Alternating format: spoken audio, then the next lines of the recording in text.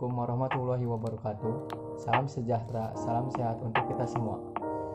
Pada kesempatan kali ini, izinkan saya terlebih dahulu mengucapkan terima kasih kepada dosen pengampu mata kuliah pengantar ekonomi mikro, yaitu Bapak Muhammad Ehsan Eskom MI, yang mana telah memberikan kesempatan kepada saya untuk memaparkan materi tentang teori permintaan dan penawaran. Sebelumnya, izinkan saya memperkenalkan diri terlebih dahulu. Perkenalkan, nama saya Pitra Ramdhani dari kelas manajemen Sabtu pagi. Dari sekian modul, dari pertemuan 1 sampai 7, saya memilih materi teori permintaan dan penawaran. Mengapa? Karena teori tersebut wajib diketahui oleh seorang ekonom atau pelaku usaha. Karena di luar sana masih banyak yang kurang paham akan teori tersebut. Dengan memahami teori penawaran dan permintaan, kita akan memiliki beberapa keuntungan. Di antaranya yaitu, pertama, akan memudahkan dalam memahami kondisi pasar. Yang kedua, yaitu menentukan harga barang. Dan yang ketiga, yaitu menentukan tingkat inflasi. Apa itu inflasi?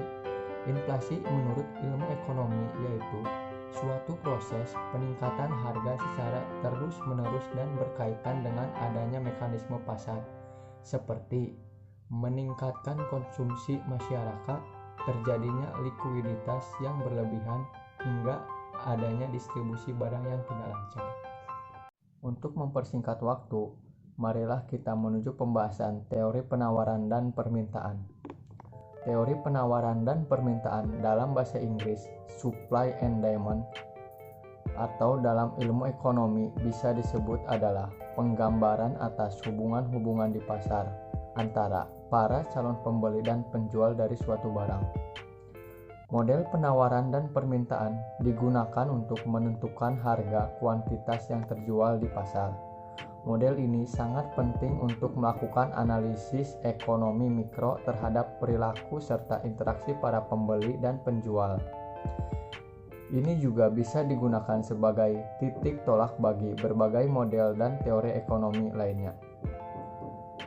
Maksudnya adalah model ini memperkirakan bahwa dalam suatu pasar yang kompetitif, harga akan berfungsi sebagai penyeimbang antara kuantitas yang diminta oleh konsumen dan kuantitas yang ditawarkan oleh produsen, sehingga terciptalah keseimbangan ekonomi antara harga dan kuantitas model.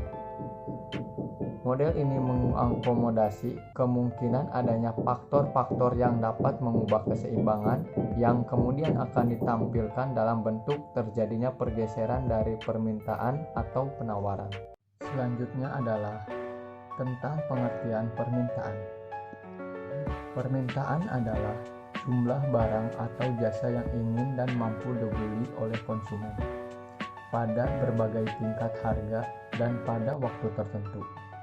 Singkatnya, permintaan adalah banyaknya jumlah barang yang diminta pada suatu pasar tertentu dengan tingkat harga tertentu pada tingkat pendapatan tertentu dan dalam periode tertentu. Permintaan dapat dibagi menjadi dua. Yang pertama adalah permintaan absolut atau absolute demand. Permintaan absolut adalah seluruh permintaan terhadap barang dan jasa baik yang bertenaga beli atau berkemampuan membeli maupun yang tidak bertentangan beli. Artinya di sini yaitu konsumen sebetulnya membutuhkan barang dan jasa tertentu tetapi tidak sanggup membelinya karena tidak memiliki uang yang cukup. Yang kedua yaitu permintaan efektif atau effective demand. Effective demand adalah permintaan terhadap barang dan jasa yang disertai kemampuan membeli. Artinya, konsumen memang memiliki uang untuk membeli berbagai barang dan jasa pada berbagai tingkat harga yang berlaku. Jadi, kita bisa lihat perbedaan di sini sangat jelas antara permintaan absolut dan permintaan efektif, yaitu perbedaannya sangat jelas pada kemampuan atau kesanggupan konsumen dalam membeli suatu produk atau jasa tertentu. Selanjutnya adalah hukum permintaan. Hukum permintaan berbunyi, apabila harga mengalami penurunan, maka jumlah permintaan akan naik atau bertambah. Dan sebaliknya, apabila harga mengalami kenaikan, maka jumlah permintaan akan turun atau berkurang. Hukum permintaan adalah hukum yang menjelaskan tentang adanya hubungan yang bersifat negatif antara tingkat harga dengan jumlah barang yang diminta. Apabila harga naik, maka jumlah barang yang diminta sedikit, dan apabila harga rendah, jumlah barang yang diminta akan meningkat. Dengan demikian, hukum permintaan berbunyi, pada hukum permintaan berlaku asumsi ceteris paribus. Artinya, hukum permintaan tersebut berlaku jika keadaan atau faktor-faktor selain harga tidak berubah atau dianggap tetap. Hukum permintaan ini contohnya adalah ketika harga daging mulai naik. Misal, harga daging ayam pada mulanya sebesar 25 per kilogram.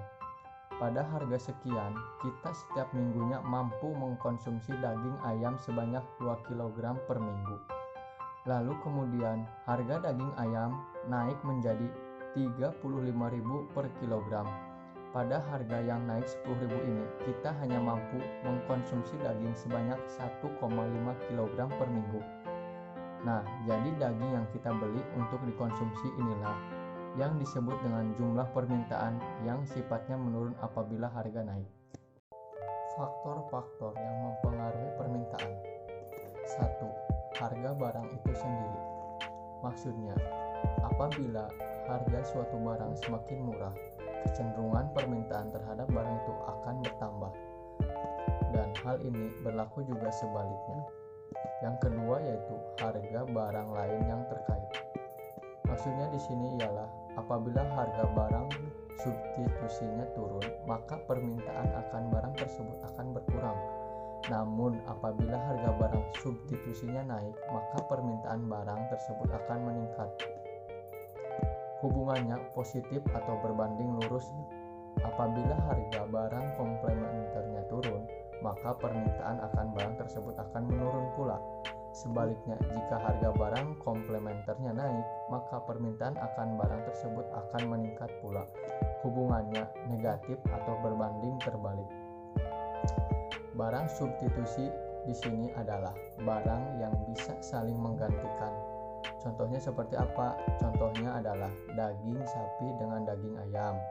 Sedangkan barang komplementer adalah barang yang bisa saling melengkapi. Contohnya adalah kopi dan gula pasir. Terus yang ketiga adalah tingkat pendapatan. Tingkat pendapatan konsumen akan menunjukkan daya beli konsumen. Semakin tinggi tingkat pendapatan, maka semakin meningkat permintaan terhadap suatu barang tersebut. Contohnya, di suatu pasar malam terdapat baju murah.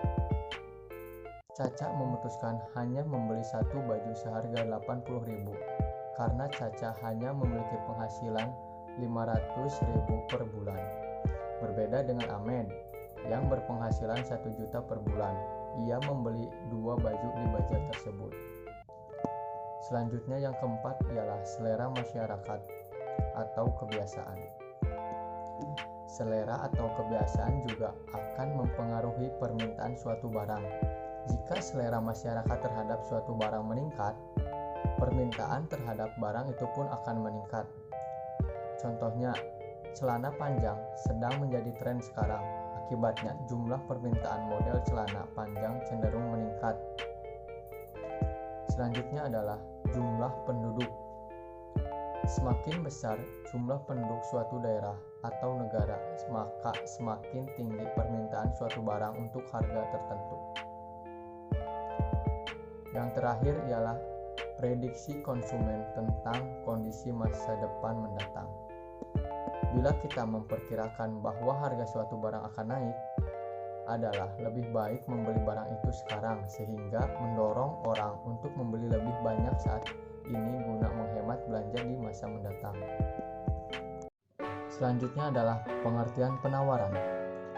Penawaran adalah jumlah barang atau jasa yang tersedia dan dapat dijual oleh penjual pada tingkat harga dan pada waktu tertentu.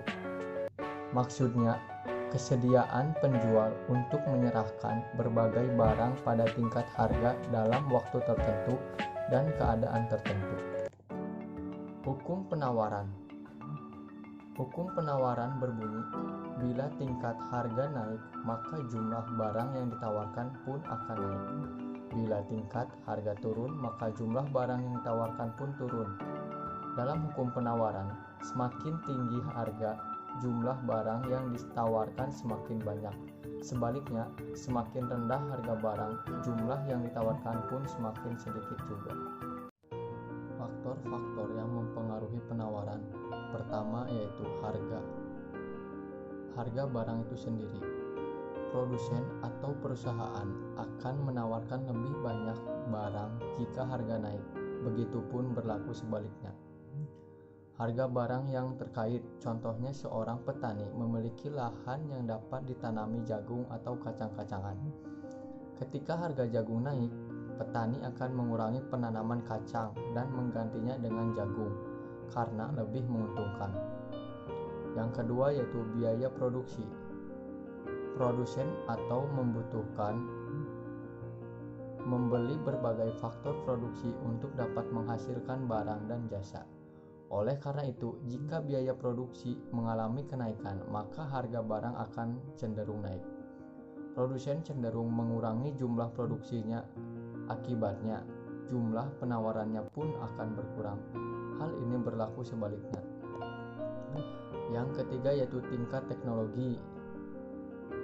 Perusahaan yang menggunakan teknologi pada tingkat yang lebih tinggi dapat meningkatkan hasil produksinya dengan cepat.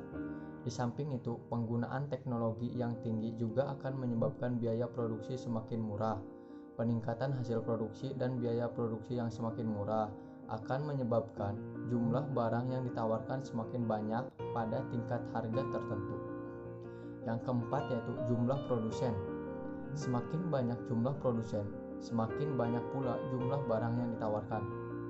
Misalnya seperti apa? Jika beberapa produsen es krim memutuskan untuk berhenti berjualan dan keluar dari pasar, maka tentu jumlah es krim yang dijual atau ditawarkan di pasar akan turut berkurang.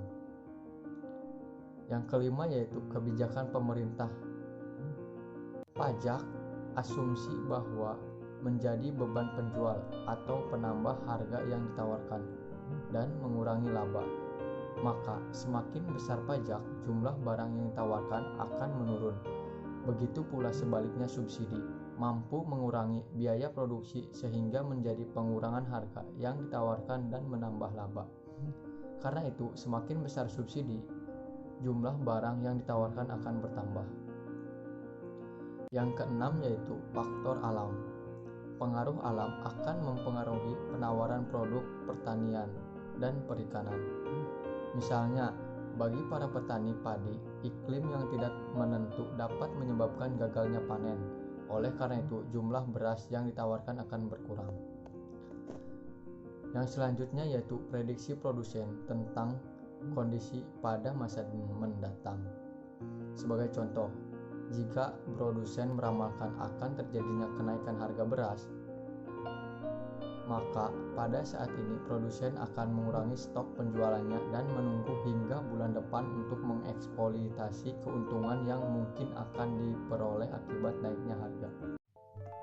Permintaan terhadap barang dan jasa dapat dibedakan menjadi dua, yaitu permintaan yang dilakukan oleh individu atau perorangan tertentu dan permintaan yang dilakukan oleh semua orang di pasar. Oleh sebab itu, dalam analisis perlu dibedakan antara kurva permintaan perseorangan dan kurva permintaan pasar.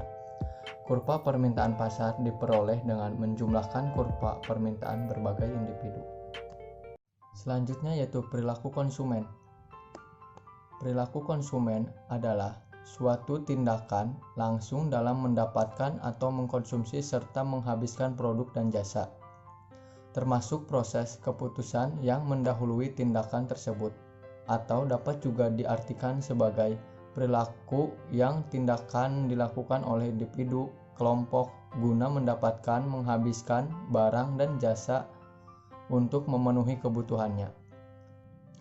Ilmu perilaku konsumen bisa digunakan dalam hal berikut. Yang pertama, strategi pemasaran. Yang kedua, pengatur kebijakan pemasaran. Dan yang ketiga adalah pemasaran untuk masyarakat. Yang keempat, informasi individualis. Alasan mengapa pengetahuan konsumen penting dalam studi perilaku konsumen. Jawabannya yaitu pemahaman mengenai perilaku konsumen adalah pengetahuan yang sangat penting agar dapat memahami kebutuhan, keinginan, dan harapan konsumen secara lebih baik. Pemahaman yang mendalam mengenai konsumen akan mempengaruhi keputusan konsumen sehingga mau membeli apa yang ditawarkan pemasar. Mungkin cukup sekian materi tentang permintaan dan penawaran yang bisa saya sampaikan. Kurang lebihnya mohon maaf, ditutup. Billahi taufiq wal hidayah. Wassalamualaikum warahmatullahi wabarakatuh.